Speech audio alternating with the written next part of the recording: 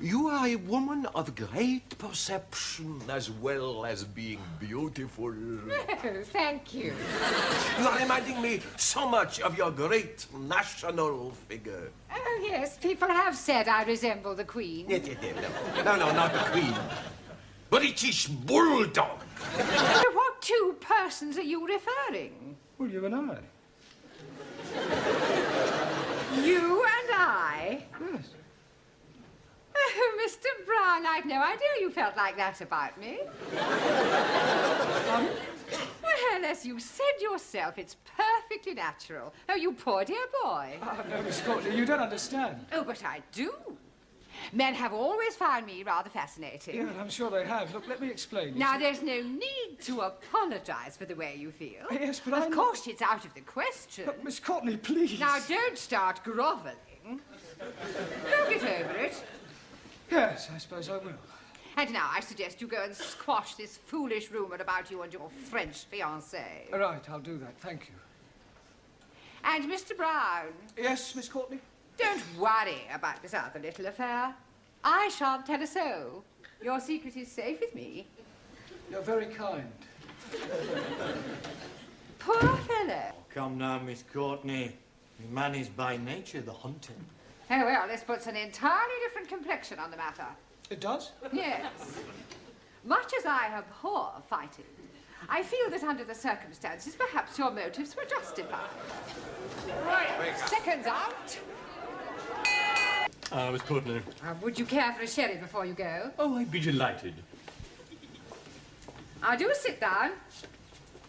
Oh, it takes me back, you know. Here in the old office. Oh. I expect you missed the hurly-burly of school life. Yes, I sleep nights now. There we are. Oh, thank you. You know, Miss Courtney, I didn't know that you indulged. Well, I don't really. Just the occasional sherry. Oh. Ready for another?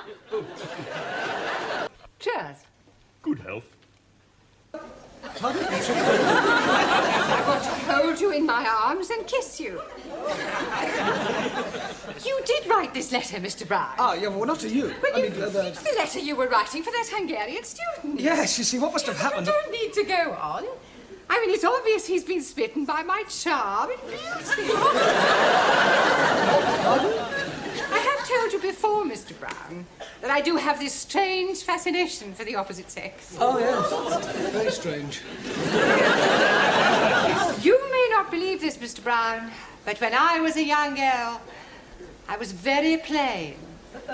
It has been suggested that Her Majesty and His Royal Highness pay a brief informal visit to the school. The Queen and Prince Philip coming here. Next Tuesday. Did you hear that, Mr. Brown? They're coming here, the two of them, together in person, him and her, together in person. Well, calm down, Miss Courtney. Don't overexcite yourself. I was getting overexcited. I'm being perfectly calm about the whole thing.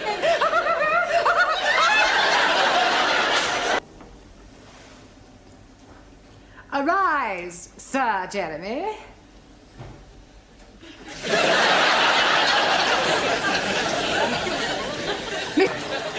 Well, how about Jamila? Yes.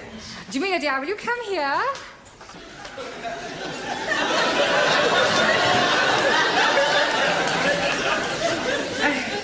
So pleased to meet you, ma'am.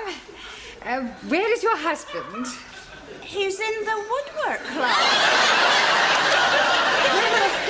I do hope we shall have the pleasure of meeting him later on.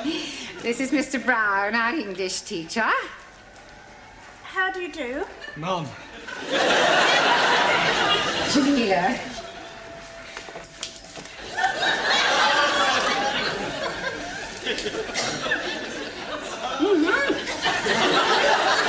Oh, how kind. And in this class, we are endeavouring to teach English to foreign students. Excuse me, Miss Courtney. Don't interrupt, Mr. Yeah, but I think you should know... Mr. Brown. All right, please yourself. Would you care for a cup of tea? It's not too much trouble. Oh, it's no trouble at all. You must come round and have a cup of tea with my husband and I sometime. Hello? Speaking. Pardon? Is it you? Is it really you? It is you. It's him. What, coming here? You're not coming here. You are coming here. He's coming here. Half an hour. You'll be here in half an hour. He'll be here in half an hour. Until then. You feeling all right? That was him. Yes, and he's coming here in half an hour. But who is him? I mean, who is he? Well, it's a man I never thought I'd see again. My ex-fiancé. You mean you were actually engaged at one time? Well, there's no need to sound so surprised. But he was over 25 years ago. I mean, I was just... Well, I was very young. I met him at Oxford, in the High. It was raining, he offered me shelter under his umbrella, and he insisted on buying me a cup of tea and a sticky bun. How romantic. Yes, well, that was how it all started. Why didn't you get married? Oh, it was awful, he left me. Well, at the church? In a lurch. Oh, Mr. Brown, I have never told anyone this before. Oh, well, if you'd rather not. No, sit down. Well? For years I have kept this terrible secret to myself. Now he is coming back into my life again, and I feel I must tell someone. And I think I can trust you, Mr. Brown. Well, I'd rather not if it's going to cause any embarrassment. Oh, it won't embarrass me. Yeah, but it might embarrass me. No, I'm sure it won't. Well, anyway, he, asked me to go down to Brighton with him for one of those, you know, weekends. Oh, double room, Mr. and Mrs. Smith. Exactly. And you refused? Oh, no, I went. I even remember the hotel. The Bella Vista, opposite the abattoir. Very Bella Vista. Well, we booked in, and Albert, being the thoughtful man he was, he let me go upstairs first to prepare myself, as it were, whilst he had a drink in the bar. Getting up a bit of Dutch courage, eh? I beg your pardon. You were clearly such a lovely person waiting to be, Well, what happened then? He didn't turn up. He got drunk, passed out, and spent the night on a settee in the residence lounge. How despicable. Well, I went home and I refused ever to see him again. I heard later that he was working in the Far East. But I must admit, I have always cherished a secret hope that he might one day come back. The day my prince will come,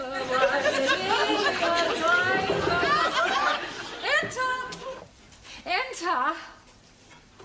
Hello, darling. Albert. Dolores! Dolores! Another cup of tea, Albert. No, thank you, Dolores. A glass of sherry, perhaps? No, I don't drink now. I've given it up. It's a very bad habit. Oh, you're so right. I only keep it for visitors.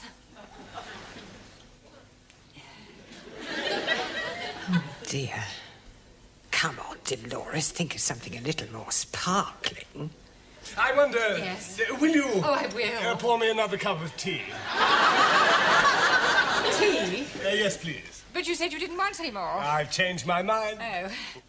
As a matter of fact, there is something else I want to ask. Yes? I know it may sound silly after all this time and not writing and everything, but I never forgot you, Dolores. Yes? And I couldn't believe my good fortune when I discovered that you hadn't married. I never married either. Didn't you? No. Would it be too much to expect? Oh, no. I mean, would you consider? Oh, yes. I mean, will you marry me? Oh, this is so sad. Oh, Albert, my cup is overflowing. So is mine. Oh, no, it doesn't matter. What do you say? Will you marry me? Oh, yes, please. I get a special license and we can be married next week. So soon? Well, we've already wasted 25 years. We don't want to waste any more time.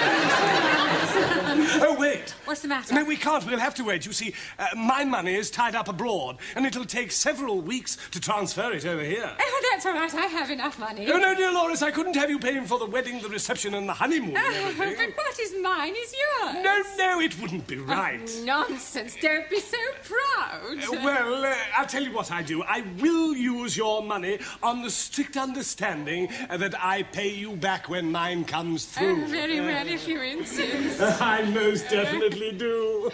Oh, gosh, Albert, I'm so excited. So am I.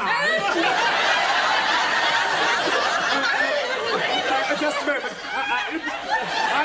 little engagement. I got to meet a fellow down the road on some business. It'll only take a few minutes, and then I shall come back and take you to dinner somewhere, just the two of us. That would be lovely. Don't go away. I'm getting married in the morning. Enter. Ding dong, the bells are going to chime. Miss Courtney, I'm afraid I've got some rather disturbing news. Oh, nothing you could say to me today would disturb me, Mr. Brown. Well, I think this might. It's about Albert. Ah, Albert, my future husband. Yeah, you see, I've just been talking to Sid and... Husband? Yes, we're getting married by special license. Oh, no. Oh, now, Mr. Brown, I know you're fond of me, but you mustn't take it... Perhaps I had better be going.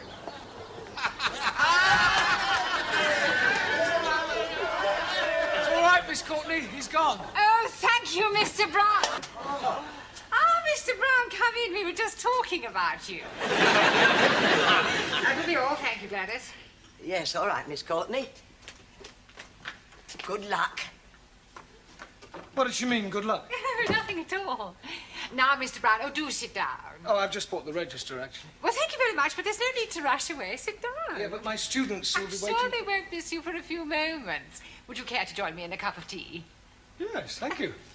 Now, Gladys and I were just talking about you. Yeah. We were saying how lonely your life must be. After all, you live alone. There's nothing to do in the evening. I mean, for example, what are you doing tomorrow night after class? Well, nothing in particular. Good. Would you care to go to a dance? Oh, yeah. With you?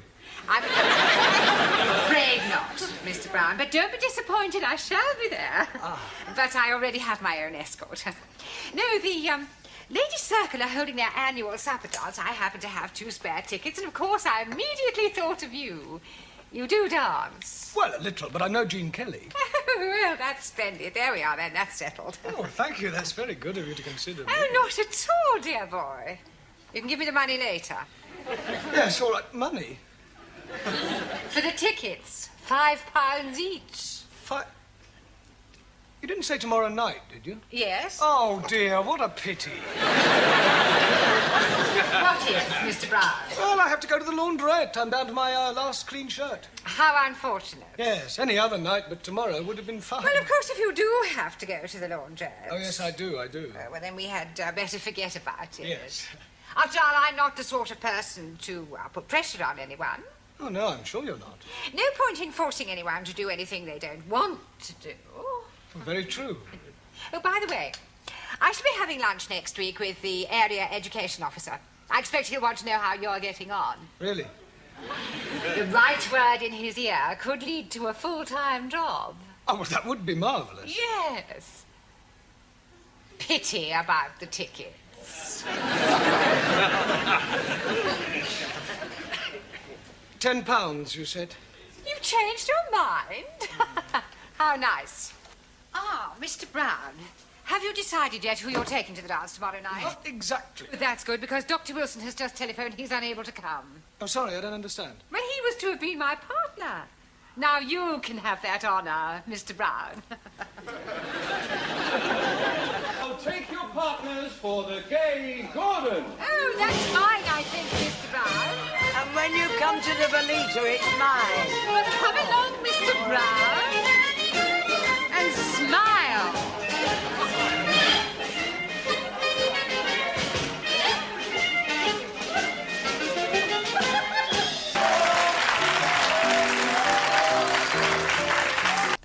Rules are rules. I'm sure you could make an exception for a little donation of £2,000. This isn't the Dorchester Hotel, you know.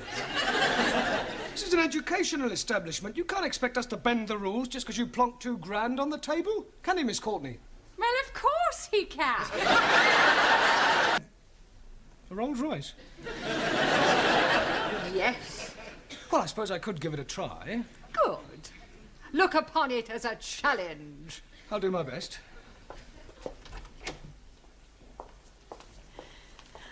I wondered if you would care to join me in a cup of tea in the office, and then later on I'll show you round the school. How very kind of you. Well, every problem has its solution. And that is? He does as I tell him, or he gets the sack. Everybody, hurry up, sit down. This is your new teacher, Mr. Wilkins. And Mr. Wilkins is your student. Andrea Manor, Schmidt, Juan Cervantes, Chung Su Lee, Ranjit Singh, Giovanni Capello, Daniel Favre, Maximilian Papandreou, Jamila Sin Ranja, and Taro Nagazumi. You'll soon get to know them. Any problem, I shall be in my office. Well, Mr. Brown, I suggest you start immediately. Ah, right, Miss Courtney. On a temporary basis, of course. I'm sure I've applied for it. What's going on, Constable Jones? Another tax dodger, madam. Really? Well, while you're at it, Constable, why don't you check his lights and his tires? How about his insurance? I shall be sitting again tomorrow. I was telling Miss Courtney that you know Arthur Muller. Well, you are, don't you? Oh, come on, speak up. Max, how many times do I have to tell you? Smoking is not allowed. Never mind about that now, Mr. Brown. You know this Mr. Mallard really well, do you? We are just like that. He'd do anything for me. And you say he'd be happy to open our fate? Sure he would. Oh, I expect he's far too busy. For me, he'd drop anything. Good. Then you can ask him to open our fate on Saturday. Okay, I ask him to... What? Tell him to be there by 12 o'clock. We'll pay his expenses, of course. Oh, thank you, Mr. Papandreou. You have saved the day. Now, come along, Mr. Brown. You've got to... Hello? Oh, good evening, Mr. Mallard. It is kind of you to open our fate on Saturday. Yes. That's what I was phoning you about. We can't pay you a fee, but we will pay your expenses, of course. Say, £50. 50 quid? Cash? Oh, that's lovely. What time would you like me to be there? 2:30? 2:30? All right. I'll see you there on Saturday, 2:30. Tell her, love. Is it raining in the office, Mr. Brown? No. What? No, I'm just checking it. I'm thinking of buying this. You know that it is unlucky to put up an umbrella indoors? Well, it's a good job I'm not superstitious. Huh. How's that? Oh, very nice. Well, you can take those and hand them out. Right. Down in the basement, we have a gymnasium. Very nice. Here, Mr. Brown. This is Mr. Brown, our English teacher. How'd you do? And you know Max, of course. Yes. Very good of you to come. Well, it's all in a good cause, and I couldn't let a mate down, could I? I told you he was a friend of mine. Well, come along now. It's time we opened the fate. Oh, Mr. Papandreou, I wondered if you'd be awfully kind and get my coat for me. I think it's hanging on a rail in the office.